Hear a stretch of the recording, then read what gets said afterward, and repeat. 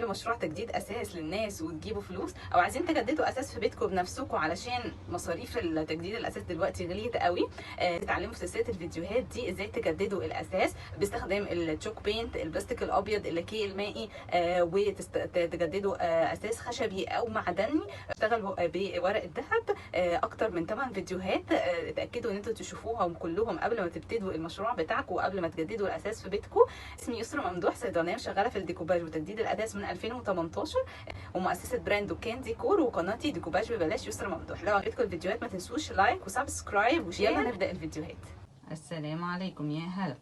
هنبتدي بقى في الادوات اللي محتاجاها للمبتدئين في تجديد الاثاث.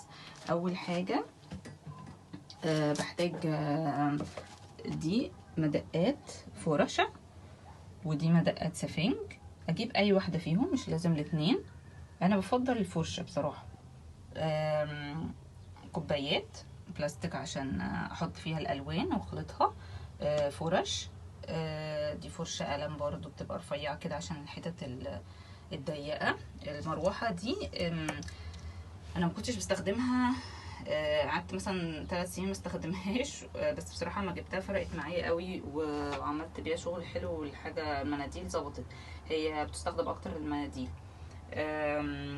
رولات سفنج، والبديل بتاعها الرولة السفنج من عند الموان، وكيس بلاستيك بتاع سندوتشات عادي خالص، كارت، معالق، تيب.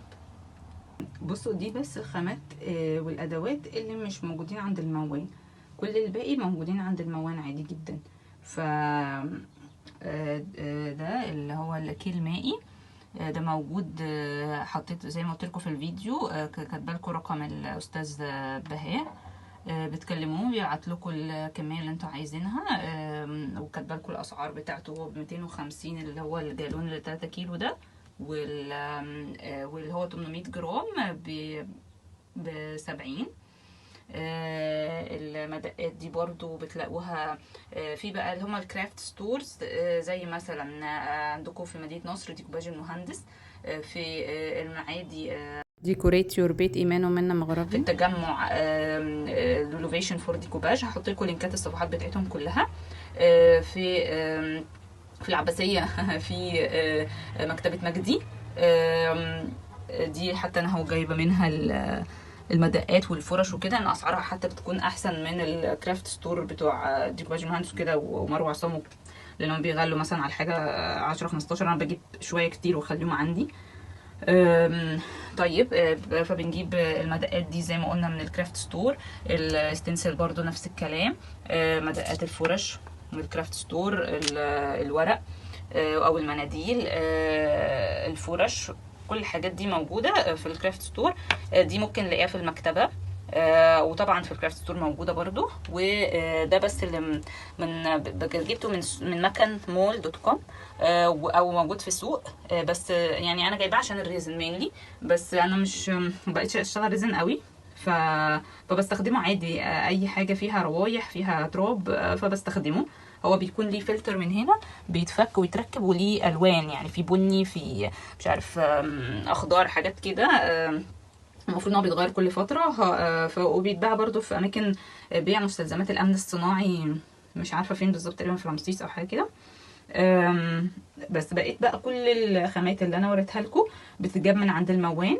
ممكن تاخدي سكرين شوت من الصوره الفيديو، وتنزلي بقى تقولي له انا عايزه الحاجات دي، وهو هيجيبها لك على طول. في بودره التلك طبعا مش تبقى عند الموان.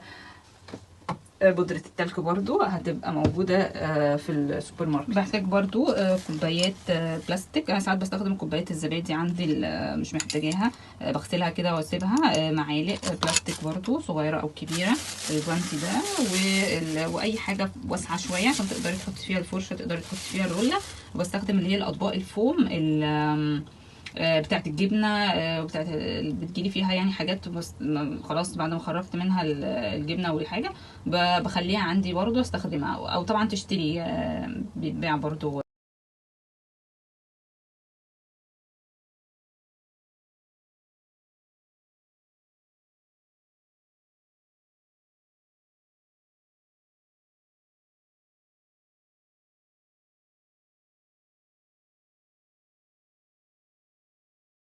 ولو عجبكم الفيديو متنسوش دعوة حلوة ولايك وسبسكرايب.